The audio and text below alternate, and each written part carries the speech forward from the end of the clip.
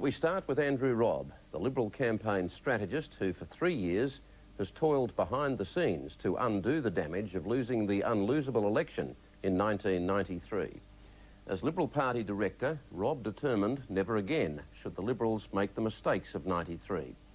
Every weekend for the past 2 years, they polled 2,000 voters as they carefully devised the strategy that finally delivered a landslide.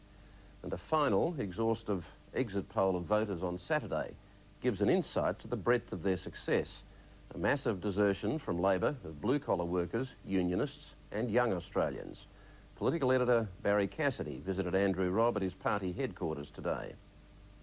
This is the sweetest victory of all.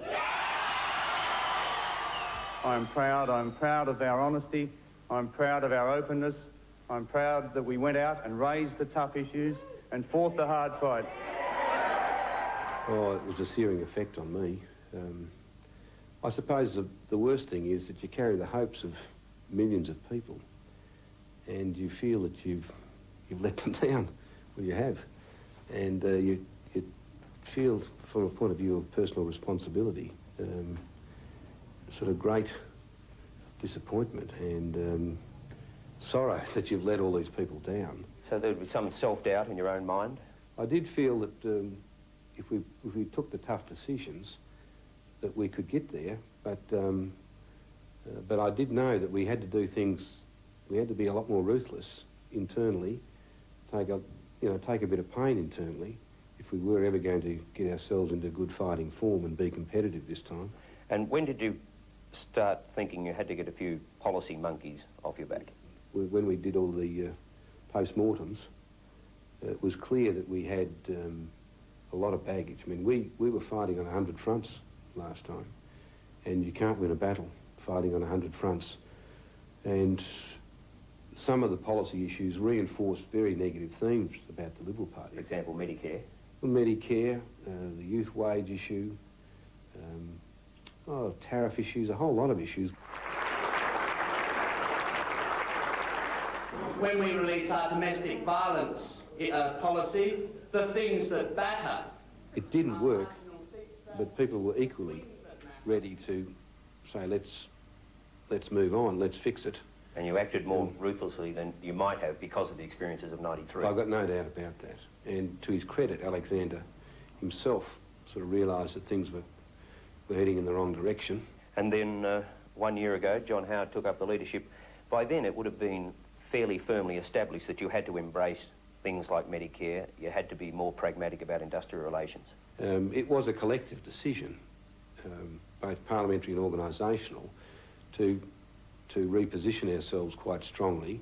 We spent 3 years, or 2.5 years, confirming with the community what we wouldn't do, and in the process, quietly but surely, putting together a program of what we would do when we got to office.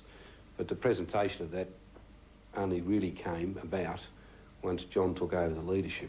But in terms of, first of all, persuading the public of what you would not do, you would need to have been convinced that John Howard was prepared to embrace the new approach, and so would his colleagues, I assume, otherwise he wouldn't have been offered the leadership again.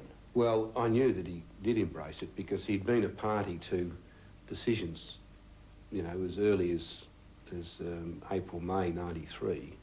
He was a senior figure. And clearly heading in that direction. Oh, without a doubt, without a doubt.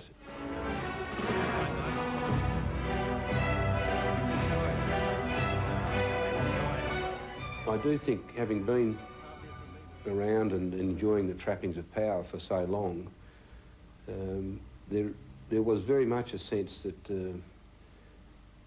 amongst not only Paul Keating but a lot of his colleagues, I would discern, walking around the corridors, that they knew what was best for people. You know, don't bother me. I don't have to listen anymore. I'm an important person.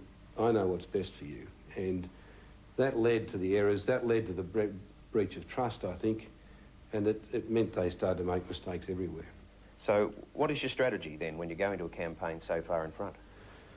Well, I mean, for 3 years we had sought to directly appeal to a lot of Labor's former base, to be honest with you. I mean, we felt that they were not addressing the issues that were of crucial importance to middle Australia. And in the end, you've got a big swag of the blue-collar workers, a bit like the Reagan Democrats, I suppose, except you would probably call them the Howard Battlers in Australia. I think that's where the election's been won in such a comprehensive way. We've got an 8.5% lead over Labor with blue-collar workers on Saturday. Now, that is an enormous shift. I think over the last 13 years, they've sought to widen their base by appealing to the Chardonnay set, and in the process, they've run into a conflict, and they've lost their own people. They've lost a lot of their own people. How did you turn the Telstra issue around? Well, that was an issue which was really starting to bite. It was becoming a cause for Labor's own base, for their own supporters. And really into the third week of the campaign, it was starting to get ahead of steam. So we looked on the start of the second last week, how do we tackle this? We thought we had to do it through advertising. So even when you're telling everyone you won't sell Telstra, you're right in the midst of selling 51% of a crucial part of Telstra to IBM. Yes, you are. Authorised by Robb for the Liberal Party, Canberra. I think the form on privatisation gave weight to the evidence we presented, that they were in the process of, you know, cutting it bit by bit and flogging it off. And so the ads over those 2 nights, in our research, it bit massively. So you tidied up Telstra. I gather Bill Kelty tidied up industrial relations as an issue. That's right. The 3 things they were driving their campaign through was Telstra, industrial relations and Medicare. The second last week, I thought that we put a big hole in their Telstra campaign. Bill Kelty did a job on industrial relations that we could never have done. And in the last week, we sought to address the Medicare issue, which was... That was to reassure people that nothing would change. That's right. Now, holding back on policies was obviously a very important factor too. Was there ever a time when you started to lose your nerve on that? We came under pressure in November, December on that. A lot of pressure, really, and a lot of our own supporters, understandably, getting nervous and lots of calls. But to his credit, John Howard said, I'm totally convinced that the detail of some of these initiatives has to be held if we're going to have momentum in a campaign. And he kept the team rock solid on it. Well, so there's got to be something more than just its time. I mean, this has been a devastating loss for Labor, a rejection, a real rejection. My philosophy is the sun comes up the next day, so you do your best and life goes on, but it would have been heart-wrenching experience not to have delivered for people this time. So I do feel a great sense of relief and satisfaction, I suppose, in that sense, because I think we'll do a great job. I think John and his team will do a great job.